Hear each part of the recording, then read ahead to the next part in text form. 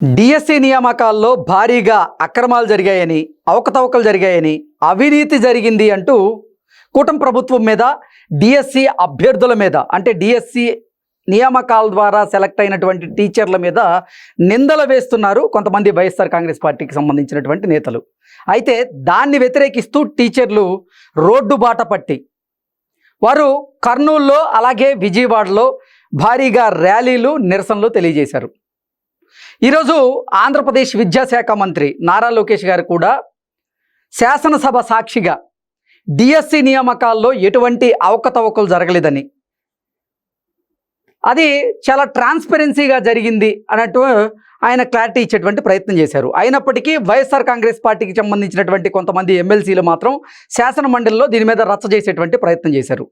మరి వైఎస్ఆర్ కాంగ్రెస్ పార్టీ అధినేత జగన్మోహన్ రెడ్డి టీచర్లు చేస్తున్నటువంటి నిరసనల తరువాత అయినా సరే డిఎస్సి నియామకాల మీద ఆయన చేస్తున్నటువంటి ఆరోపణల మీద ఆయన వెనక్కి తగ్గుతారా, లేదంటే ఆయన ఎటువంటి స్టెప్ తీసుకునేటువంటి అవకాశం ఉంది అనేది మనం పూర్తి స్థాయిలో విశ్లేషణ చేసుకుందాం. ప్రస్తుతం మనతో పాటున్నారు ప్రముఖ రాజకీయ విశ్లేషకులు, ప్రముఖ సీనియర్ జర్నలిస్టు డివిఎస్ గారు. వారితో మాట్లాడదాం. సార్ నమస్తే. సార్ నమస్తే. డిఎస్సి నియామకాల్లో భారీగా అవినీతి జరిగిందని, అవకతవకలు జరిగాయని, అసలు టీచర్ల మీద అలాగే కూటమి ప్రభుత్వం మీద భారీగా నిందలు వేస్తున్నారు వైఎస్ఆర్ కాంగ్రెస్ పార్టీకి సంబంధించిన నేతలు. దాన్ని ఖండిస్తూ టీచర్లేమో రోడ్డెక్కారు, నిరసనలు తెలియజేస్తూ ఉన్నారు. అయినప్పటికీ వైఎస్ఆర్ కాంగ్రెస్ పార్టీకి సంబంధించినటువంటి నేతల్లో మాత్రం చలనం లేదు. ఈరోజు శాసన మండలిలో సేమ్ డిఎస్సి నియామకాల మీద వారు రద్దు చేసేటువంటి ప్రయత్నం చేశారు. శాసనసభలో మాత్రం నారా లోకేష్ గారు దీంట్లో ఎటువంటి అవకతవకలు జరగలేదు, పారదర్శకంగా డిఎస్సి నియామకాలు జరిగినాయి అని చెప్పి ఆయన స్పష్టత ఇచ్చేటువంటి ప్రయత్నం చేశారు. ఇప్పుడు జగన్మోహన్ రెడ్డి డిఎస్సి మీద ఎటువంటి స్టెప్ వేయబోతున్నారనే దాని మీద చర్చ జరుగుతోంది. దీని మీద మీ విశ్లేషణ ఏంటి సార్? జగన్ ఉక్కిరి బిక్కిర.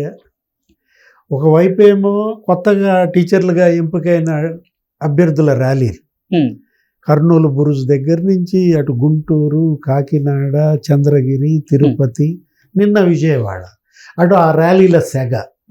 ఇప్పుడు ఇవాళ అసెంబ్లీలో లోకేష్ రిప్లై, క్లారిటీ. వాళ్ళు చేసిన ప్రతి ఎలిగేషన్కి లోకేష్ ఇచ్చినటువంటి క్లారిటీ బుల్లెట్ లాగా దిగిందా లేదా? ఓకే. అంటే ఇప్పుడు పిఎస్ఆర్ ఆంజనేయులు ఫైర్ అయ్యాడు. అసలు విషయం నీకు చెప్పడం మర్చిపోయా. ఓకే. కొత్త అంశం ఏంటంటే సీనియర్ ఐపీఎస్ డీజీ కావాల్సినటువంటి పిఎస్ఆర్ ఆంజనేయులు జగన్మోహన్ రెడ్డి మీద నిప్పులు గక్కుతున్నాడు. దేనికి సార్? కారణం ఏంటి?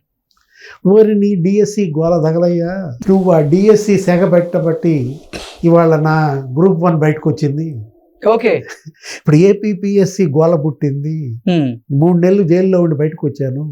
అసెంబ్లీ సాక్షిగా అసలు జగన్మోహన్ రెడ్డి ప్రభుత్వ హయాంలో ఈ గ్రూప్ 1లో జరిగినటువంటి అవకతవకలను బయట పెడతామంటూ చంద్రబాబు గారు స్పష్టంగా చెప్పారు. ఇప్పుడు నీ గోల వల్ల మళ్ళా నేను ఇంకో 3 నెలలు జైలుకి వెళ్ళాలా అని చెప్పి పిఎస్ఆర్ ఇవాళ జగన్మోహన్ రెడ్డి పైన మండిపడ్డాడని ఒక వార్త సోషల్ మీడియాలో హల్చల్ చేస్తోంది. ఓకే. అసలు ఊహించని విపత్త. పిఎస్ఆర్ నుంచి వచ్చినటువంటి ఈ కాళ్ళు జగన్మోహన్ రెడ్డి, ఒకవైపేమో లోకేష్ అసెంబ్లీలో మామూలుగా ఇవాళ రిప్లై. ఏది, అతను ఎవరో నవీన్ అనేవాడు ఏదో టాపర్గా వచ్చాడు, ఏదో ఎలిగేషన్ చేశాడు, స్పష్టంగా చెప్పాడు. ఏది, అతను నో అబ్జెక్షన్ సర్టిఫికేట్ తీసుకురాలేదు, తీసుకోకుండా ఎగ్జామ్ రాశాడు. సరే, ఆ సర్టిఫికెట్లు తీసుకురామన్నాం వెరిఫికేషన్కి, సర్టిఫికెట్లు తీసుకురాలేదు అని ఇచ్చిన సమాధానం. అదే కాదు, విజయ్ కుమార్ సీనియర్ ఐఏఎస్ ఏమన్నాడు, దీన్ని కమ్మ డిఎస్సి అన్నాడు. ఓకే. వచ్చిన పోస్టులు స్పోర్ట్స్లో అందరూ కమ్మాళ్ళకే ఇచ్చారు అన్నాడు. ఎంతమంది కమ్మాళ్ళకి ఇచ్చారు? 9 మందికి ఇచ్చారు. రెడ్లు 10 మందికి ఇచ్చారు. కాపులు 16 మందికి ఇచ్చారు. అసలు ఓసీకి ఇచ్చిందే స్పోర్ట్స్ కోటాలో 42. అసలు స్పోర్ట్స్ కోటాలో ఒక 40 పోస్టులు మిగిలిపోయాయి. ఇప్పుడు వీళ్ళు కేబినెట్ ఆమోదంతో చేశారు. ఓకే. 2% నుంచి 3% రైజ్ స్పోర్ట్స్ కోటా కేబినెట్ ఆమోదించిందా లేదా? ఈ ప్రభుత్వ కొత్త క్రీడా పాలసీ అది. క్రీడల్ని ప్రోత్సహించాలన్న ఉద్దేశంతో ఇచ్చారు. దాన్ని అడ్డం పెట్టుకుని స్పోర్ట్స్ కోటా మీద రభస చేశారు. ఇవాళ తిరగబడుతున్నారు టీచర్లంతా. మా కష్టం మా ప్రతిభతో తెచ్చుకున్నాం, అవమానిస్తే సహించం, ఓకే, నిందలు వేయకు, నిజం తెలుసుకో. ఆ ప్లే కార్డ్స్ మీరు చూసే ఉంటారు. అవును. విష ప్రచారం మానుకో, బురద జల్లడం మానుకో. పాఠాలు చెప్తాం, అవసరమైతే గుణపాఠాలు చెప్తాం. ఇప్పుడు నేర్చుకున్నాడా గుణపాఠం? ఓకే. జగన్మోహన్ రెడ్డి ఇప్పుడు ఈ ర్యాలీలు, లోకేష్ రిప్లై, లేకపోతే ఇప్పుడు ముఖ్యమంత్రి చంద్రబాబు డిఎస్సి మీద మాట్లాడుతున్నారు అసెంబ్లీలో. నువ్వెందుకు పెట్టలేదు మెగా డిఎస్సి? ఇది మనం అడిగే ప్రశ్న కాదు, నిరుద్యోగులు అడుగుతున్న ప్రశ్న. 5 ఏళ్లలో ఒక డిఎస్సి పెట్టడానికి నీకు టైం లేదా? ఎలక్షన్ ముందు నువ్వు ఇచ్చిన నోటిఫికేషన్ 6,000 పోస్టులు హైకోర్టు ఎందుకు అడ్డుకుంది? హైకోర్టు ఆపేసింది. అంటే ఇప్పుడు ఇవాళ వీళ్ళు ఒక డిఎస్సి పెట్టారు, 16,500 పోస్టులు ఇచ్చారు. రెండో డిఎస్సికి నోటిఫికేషన్ 3,800 పోస్టులు. సంవత్సరానికి ఒక డిఎస్సి పెడతామంటున్నారు. జాబ్ క్యాలెండర్ ఇచ్చారు. నువ్వెందుకు ఇవ్వాల? ఇప్పుడు ప్రతి జనవరికి జాబ్ క్యాలెండర్ ఇస్తానన్నాడు కదా జగన్మోహన్ రెడ్డి. అంటే నీ వైఫల్యాలు ప్రజల ముందు ఇవాళ నువ్వు దోషిగా నిలబడితే వీళ్ళని వైఫల్యం చెందారంటే, అంటే మెగా డిఎస్సి పెట్టనాడు, మెగా డిఎస్సి పెట్టినాడిని రాజీనామా చేయమంటాడు. ఓకే. 165 పోస్టులు భర్తీ చేయటం చేతగానాడు 4 ఏళ్ళు. 16,500 పోస్టులు ఇచ్చినాడిని 4 నెలల్లో రాజీనామా చేయంటాడు. ఇందాక వచ్చేటప్పుడు చూసా ఆ కౌన్సిల్ సమావేశం, బొత్స సత్యనారాయణ రభస చేస్తున్నాడు.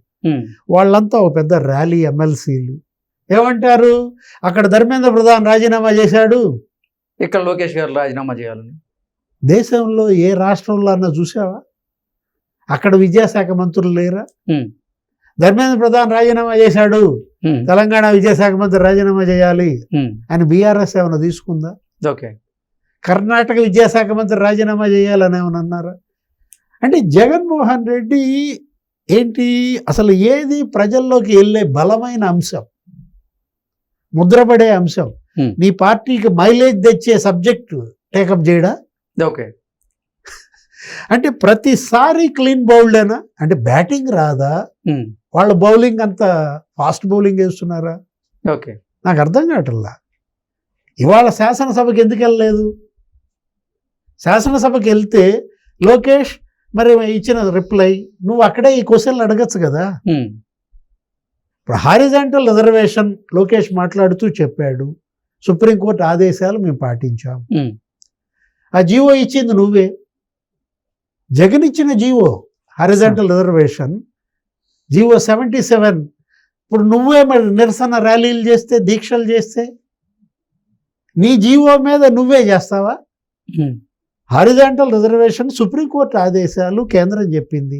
క్రీడా అంశాలు ఇంతకుముందు 26 క్రీడలే కేంద్రమే పెట్టింది, 60 పైగా క్రీడలు కేంద్రం ఇచ్చిన క్రీడల్ని వీళ్ళు తీసుకున్నారు.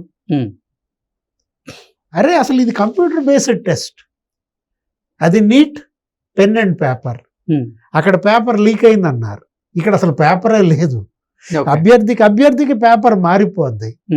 43,000 ప్రశ్నలు, ఏ ప్రశ్న ఎవడికొచ్చుందో తెలియదు, ఏ పేపర్ ఎలా ఉంటుందో తెలియదు, పేపర్ లీక్ అంటాడు. అంటే పేపరే లేకపోతే ఇంకా లీక్ ఎక్కడా? ఓకే. అంటే జగన్మోహన్ రెడ్డి ఇవాళ ఒక నిలువెత్తు వైఫల్యంగా, అంటే నిరుద్యోగుల పాలిట ఒక సైతాన్ లాగా. ఓకే.